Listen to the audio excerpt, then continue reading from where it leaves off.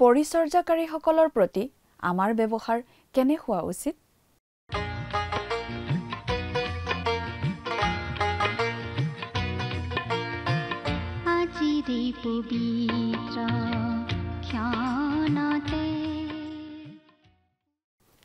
নমস্কাৰ, আমাৰ ভক্তিবচন অনুষ্ঠানলৈ আপোনাক স্বাগতম জনাইছোঁ। খ্ৰীষ্টীয় বিশ্বাসী লোকসকলৰ বাবে বিশেষভাৱে প্ৰস্তুত কৰা এই ভক্তিবচন অনুষ্ঠানটো হৈছে বাইবেল অধ্যয়নৰ ধাৰাবাহিক অসমীয়া অনুষ্ঠান। বাইবেলৰ গোটেই ৬৬খন পুস্তকৰে আমি ইয়াত অধ্যয়ন কৰিম। এই অনুষ্ঠানটো নিয়মিতভাৱে শুনি থাকিলে আমাৰ দৰ্শকসকলে গোটেইখন বাইবেল চোৱাৰ আৰু বুজি পোৱাৰ এটা সুযোগ পাব।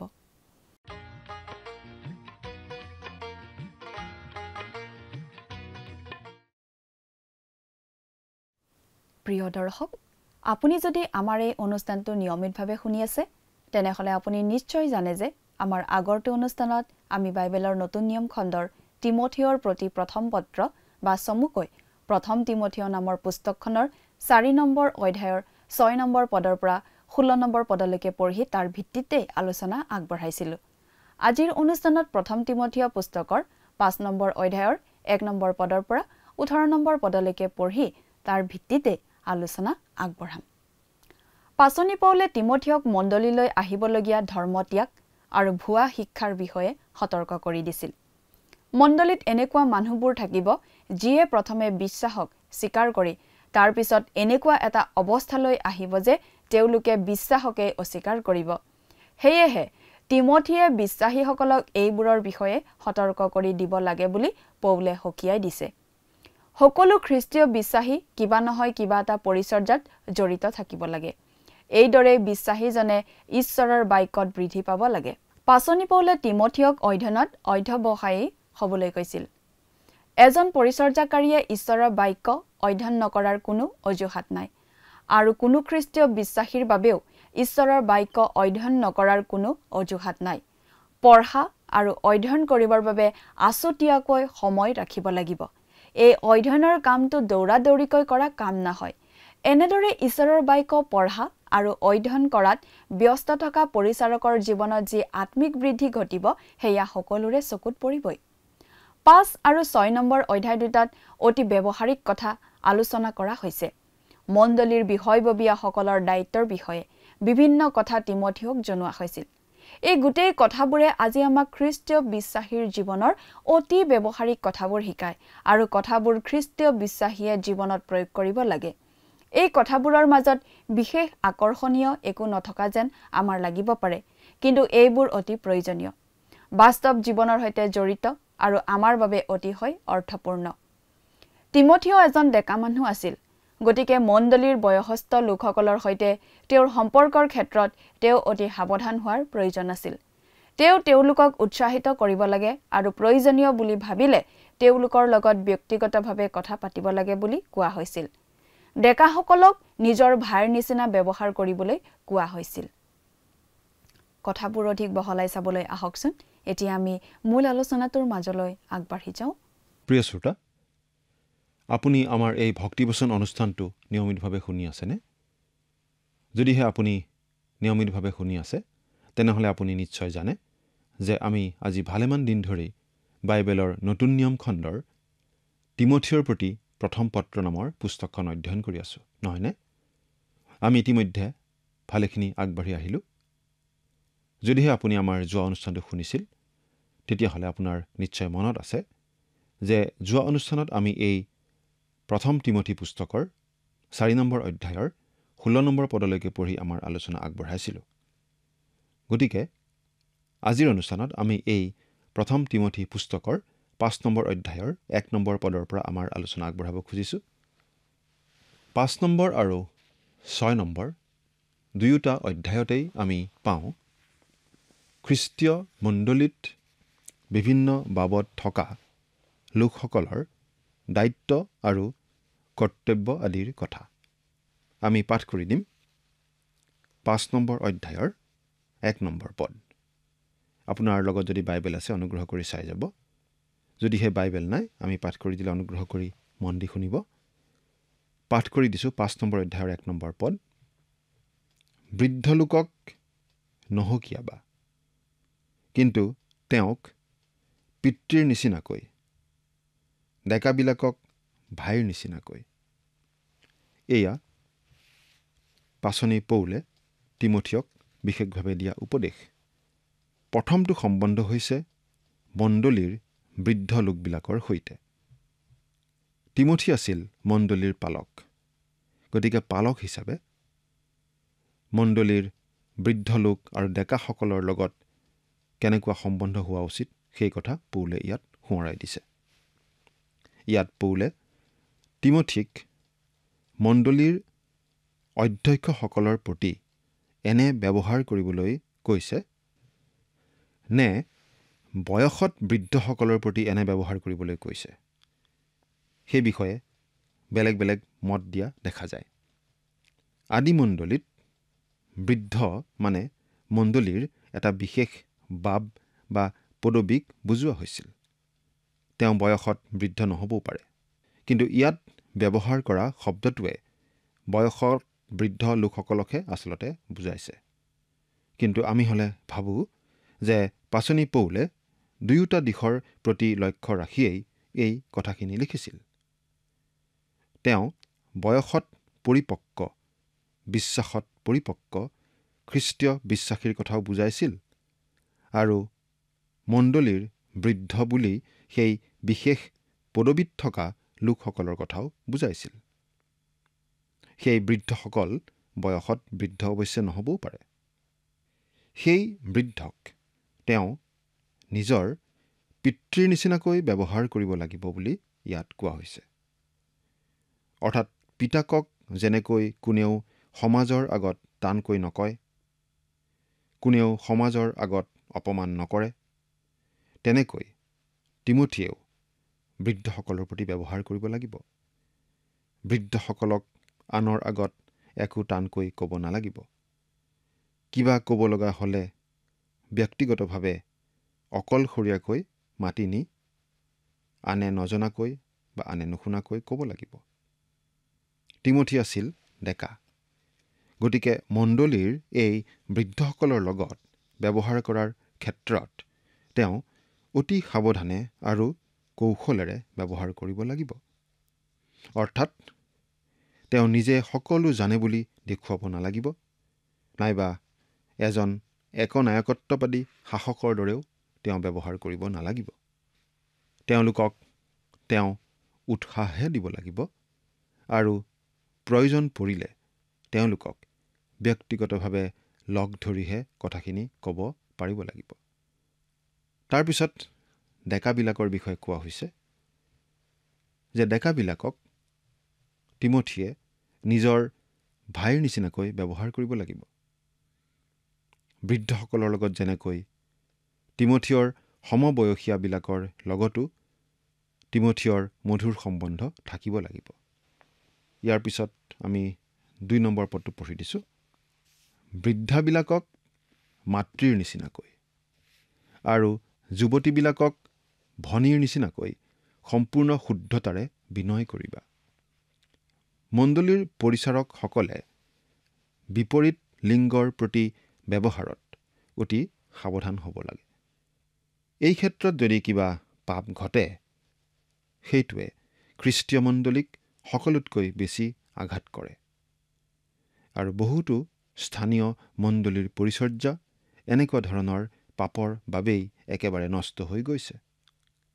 যদি মণ্ডলীৰ কোনো পৰিচাৰকে এনেকুৱা ধৰণৰ পাপত লিপ্ত হোৱাৰ ফলস্বৰূপে সেই মণ্ডলী ত্যাগ কৰি যাবলগীয়া হয়, তেতিয়া সেই মণ্ডলী আত্মিকভাৱে মৃতপ্ৰায় হৈ পৰা দেখা যায়। এনেকুৱা অভিজ্ঞতাই মণ্ডলীটোৰ আত্মিক জীৱন একেবাৰে ধ্বংস কৰি পেলায়। আধুনিক নৈতিকতাই খ্ৰীষ্টীয় মণ্ডলীত একো স্থান পোৱা উচিত নহয় আৰু আধুনিক নৈতিকতা খ্ৰীষ্টীয় মণ্ডলীত কেতিয়াও নাখাটে। আমি দেখিবলৈ পালোঁ যে পাচনি পৌলে তিমথিয়ক উপদেশ দিছে পুৰুষৰ লগত বৃদ্ধ আৰু ডেকা কেনে ব্যৱহাৰ কৰিব লাগে আৰু নাৰী বয়সীয়া আৰু কম বয়সীয়া সকলৰ লগত কেনে ব্যৱহাৰ কৰিব লাগে সেই বিষয়ে। এতিয়া তৃতীয়টো দলৰ সৈতে কেনে সম্বন্ধ হ'ব লাগে সেই বিষয়ে কৈছে। আমি চাওঁ 3 নম্বৰ পদত, যিবিলাক স্বৰূপেই বিধৱা সেই বিধৱাবিলাকক সমাদৰ কৰা। প্ৰিয় শ্ৰোতা, আদি মণ্ডলীয়ে মণ্ডলীৰ বিধৱা লোকসকলৰ বিশেষ যত্ন লৈছিল আৰু এই ক্ষেত্ৰত তেওঁলোক অতিশয় সচেতন আছিল। পাচনিৰ কৰ্ম 6 নম্বৰ অধ্যায়ত আমি পাইছিলোঁ যে আচলতে বিধৱাসকলক যত্ন লোৱাৰ দায়িত্বটোক লৈয়েই মণ্ডলীত যথেষ্ট কাম বাঢ়িছিল আৰু সেইবাবে পৰিচাৰকৰ নিযুক্তি দিব লগা হৈছিল। বিধৱাসকলক কেনেদৰে যত্ন ল'ব লাগে সেই বিষয়ে ইয়াত পৌলে বিশেষ নিৰ্দেশনা দিছে। ঈশ্বৰৰ বাক্য অতি ব্যৱহাৰিক। ই অৰ্থহীন আৱেগত জোৰ নিদিয়ে, কিন্তু ব্যৱহাৰিক জীৱনৰ ব্যৱহাৰিক বিষয় স্পৰ্শ কৰে। খ্ৰীষ্টীয় বিশ্বাসীসকল দয়ালু বুলি সাধাৰণতেই জগতখনেই জানে। অভাৱী মানুহে খ্ৰীষ্টীয় সমাজৰ পৰা সহায় পাব বুলি আশা কৰি থাকে। এই কথা মিছা নহয়, কিন্তু আমি এই ক্ষেত্ৰত সচেতন হোৱা উচিত। আদিমণ্ডলীয়ে বিধৱাসকলৰ যত্ন লৈছিল, এইটো সঁচা, আমিও লোৱা উচিত। কিন্তু তেওঁলোকে এই ক্ষেত্ৰত আৱেগৰ বশৱৰ্তী হৈ যধে মধে কামবোৰ কৰা নাছিল। পৰিচাৰকসকলে বিচাৰ কৰি চাব লাগিছিল, কোন প্ৰকৃততে বিধৱা, কাৰ সঁচাকৈয়ে সহায়ৰ প্ৰয়োজন আৰু কাৰ কি অৱস্থা। সেইমতেহে সহায় আগবঢ়োৱা হৈছিল।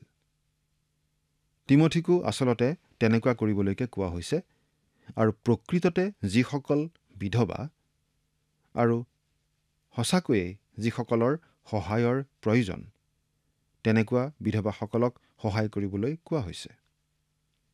এই বিষয়ে পাচনি পৌলে অলপ বহলাই কোৱা এতিয়া আমি দেখিবলৈ পাম। পাঠ কৰি দিম 4 নম্বৰ পদ।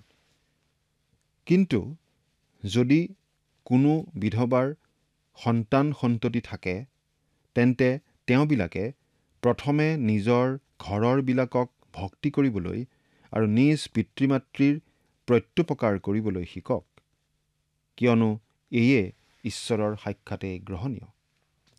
অৰ্থাৎ কোনো বিধৱাৰ সন্তান আছেনে, নাতিয়েক আছেনে বা তেনেকুৱা সম্বন্ধীয় মানুহ আছেনে? তেওঁলোকে কিয় তেওঁক চোৱা চিতা কৰা নাই? এইবোৰ বিষয় পৰীক্ষা কৰি প্ৰথমতে চাব লাগে। যদিহে কোনো বিধৱাৰ সন্তান থাকে, নাতিপুতি থাকে, তেওঁলোকেই সেই বিধৱাৰ যত্ন ল'ব লাগে, কিয়নো সেইটো তেওঁলোকৰ দায়িত্ব। ইয়াত এটা কথা বিশেষভাৱে কোৱা হৈছে যে নিজৰ পিতৃ-মাতৃৰ প্ৰত্যুপকাৰ কৰা কথা।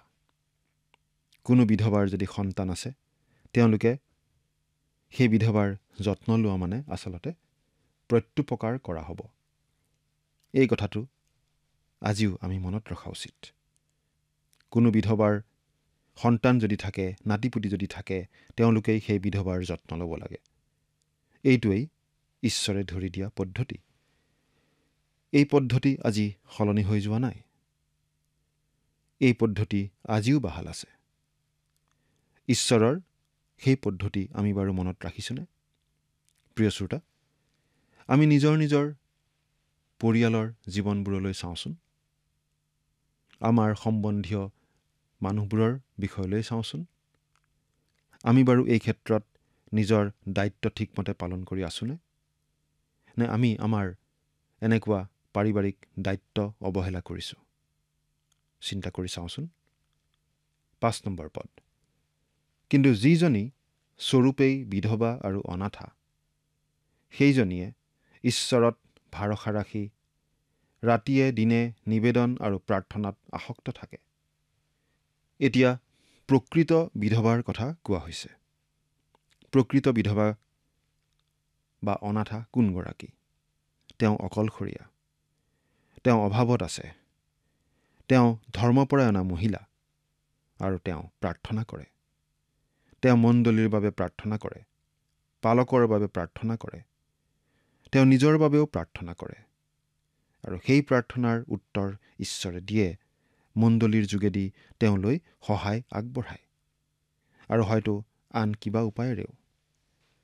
6 নম্বৰ পদ, কিন্তু যিজনী ইন্দ্ৰিয় সুখত মগ্ন থাকে সেইজনী জীয়াই থাকোঁতেই মৰা।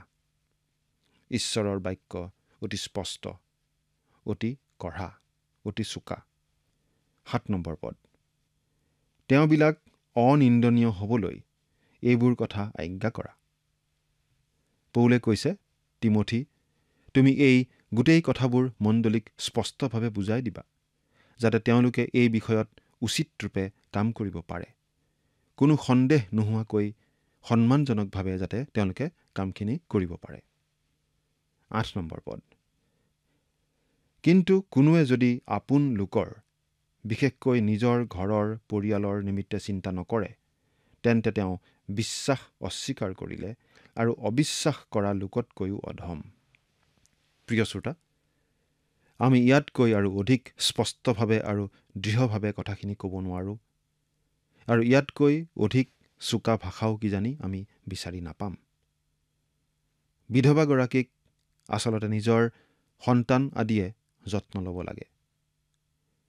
কোনো এজন পুৰুষে মণ্ডলীৰ সভাত কেনেকুৱা সাক্ষ্য দিয়ে সেইটো বৰ এটা ডাঙৰ কথা নহয়, নাইবা কোনো এগৰাকী মহিলাই কোনো এখন মিছনেৰী সভাত যিমানেই অন্তৰত লগাকৈ সাক্ষ্য নিদিয়ক কিয়, কিন্তু তেওঁলোকে যদিহে নিজৰ পৰিয়ালৰ নিজৰ লোকৰ যত্ন লোৱা নাই, সেই দায়িত্ব পালন কৰাত অৱহেলা কৰিছে, তেনেহ'লে আচলতে তেওঁলোকৰ কোনো সাক্ষ্যই নাই ঈশ্বৰৰ বাবে।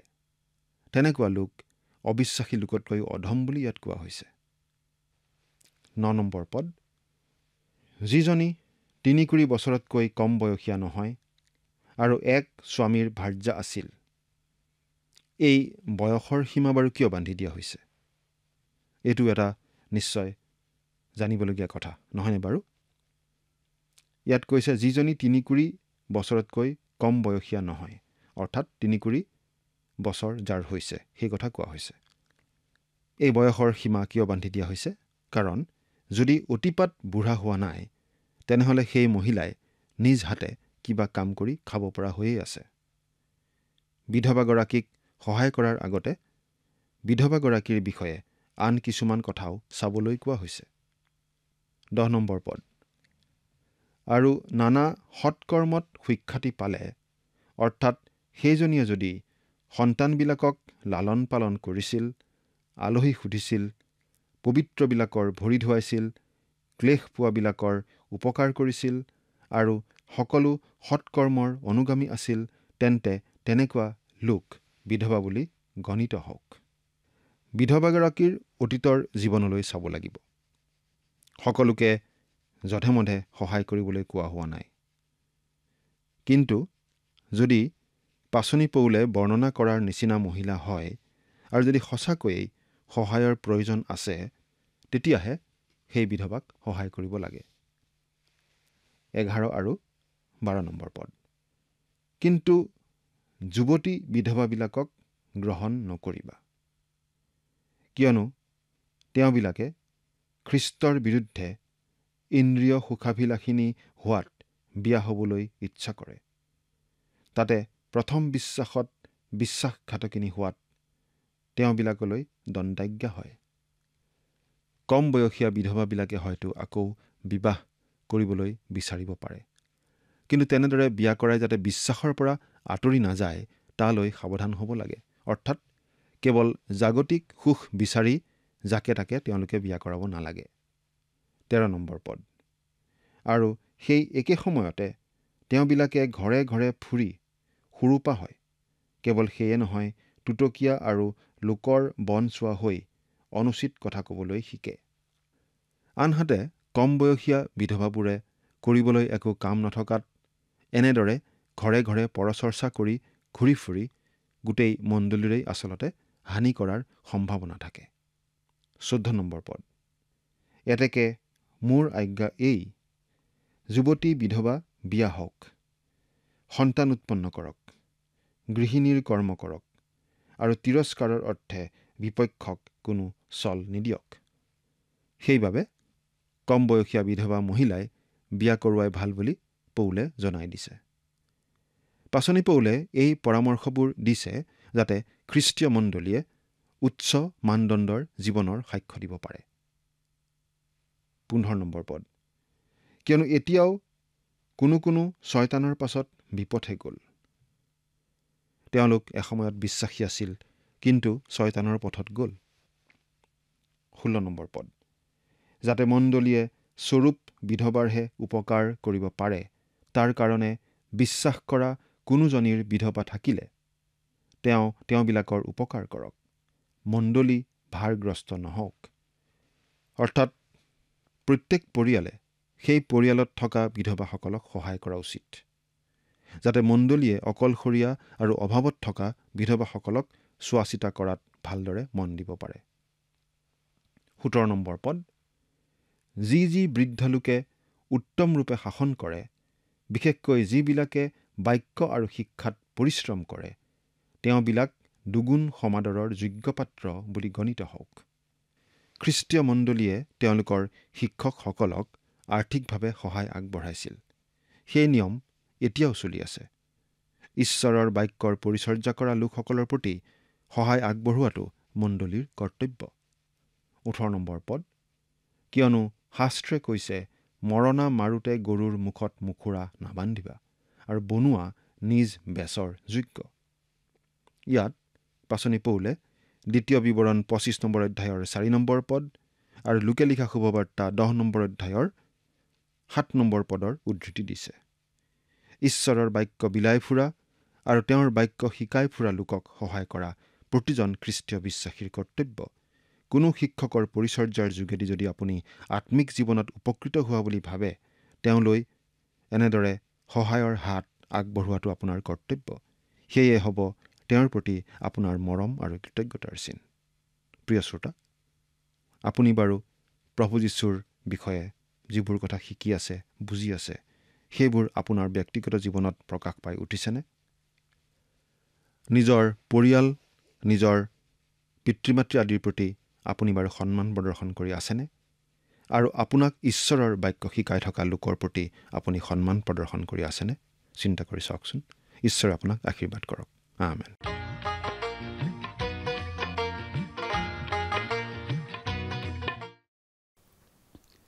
আদি মণ্ডলীতো মণ্ডলীৰ শিক্ষকসকলক বিশেষভাৱে যত্ন লোৱাৰ ব্যৱস্থা আছিল। ঈশ্বৰৰ বাক্য শিকাবলৈ কষ্ট কৰা সকলক দুগুণে মৰম দিব লাগে বুলি শিকোৱা হৈছিল।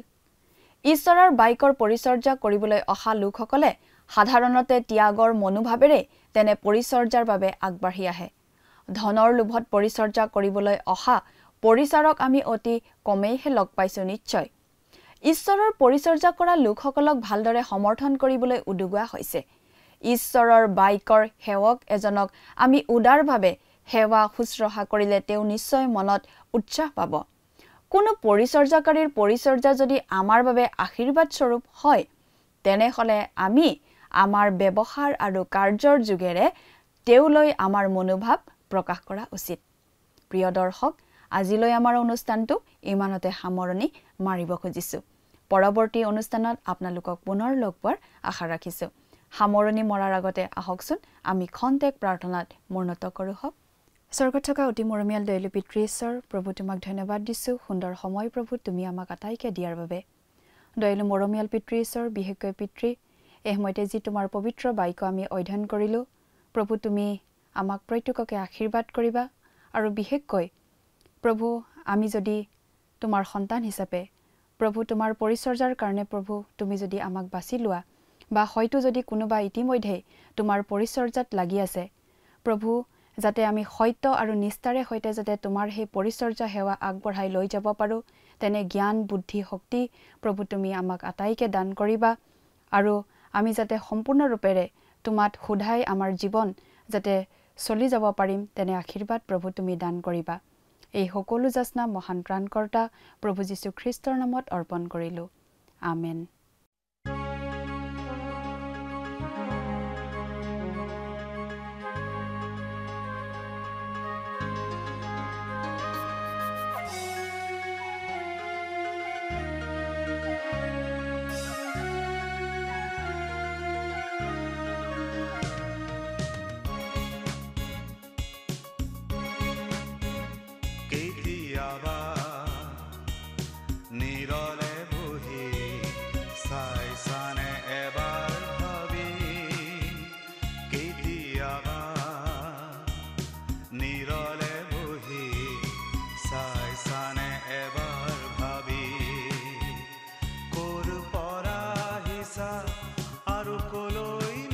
যাবাগে তুমি কল পৰা হিসা আৰু কলৈনো যাবাগে তুমি তোমাৰ জীৱনৰ লক্ষণ কি কেতিয়াবা নিৰলে বহি চাইছানে এবাৰ ভাবি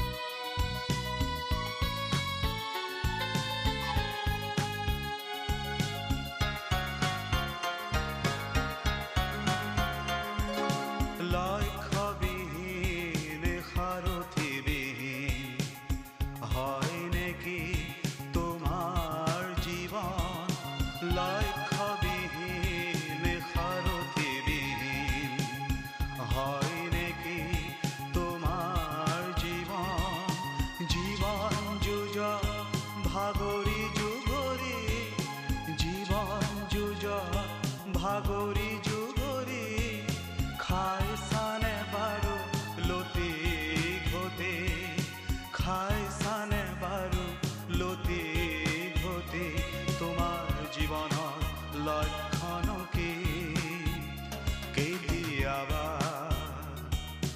নিৰলে বহি চাইছানে এবাৰ ভাবি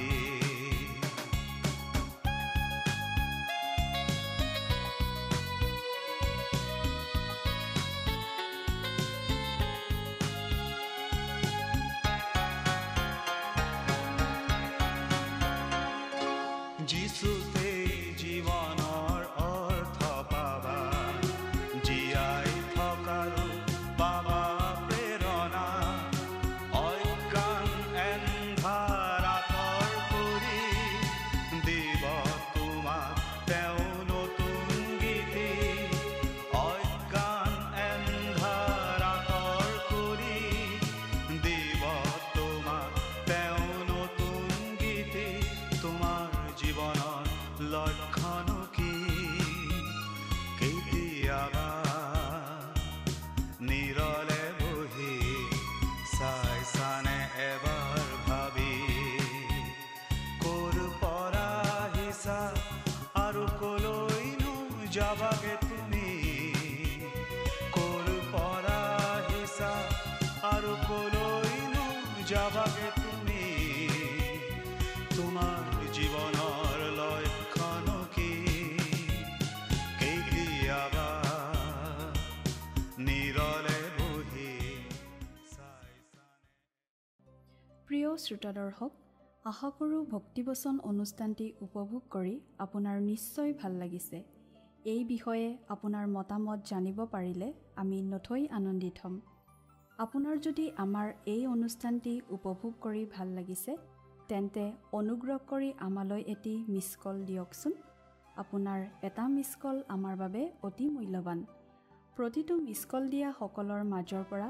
এজন বিশেষ দৰ্শকক বাছি লৈ সপ্তাহৰ শেষত পুৰস্কৃতও কৰা হ'ব মিছ কল দিয়া নম্বৰটো হৈছে 0444908124 আপোনাৰ যদি কিবা প্ৰাৰ্থনাৰ বিষয় থাকে বা অধিক জানিবলৈ ইচ্ছা কৰে তেন্তে টেলিফোনৰ মাধ্যমেৰেও আমাক যোগাযোগ কৰিব পাৰে আমাৰ টেলিফোন নম্বৰটো হৈছে 7429840242 আপুনি আমালৈ ইমেইল অথবা পত্ৰযোগেও যোগাযোগ কৰিব পাৰে তাৰ বাবে আমাৰ ইমেইল আইডি আৰু পোষ্টেল এড্ৰেছটো টিভি পৰ্দাত চাই লওকচোন পুনৰ লগ পোৱাৰ আশাৰে আজিলৈ ইমানতে সামৰিছোঁ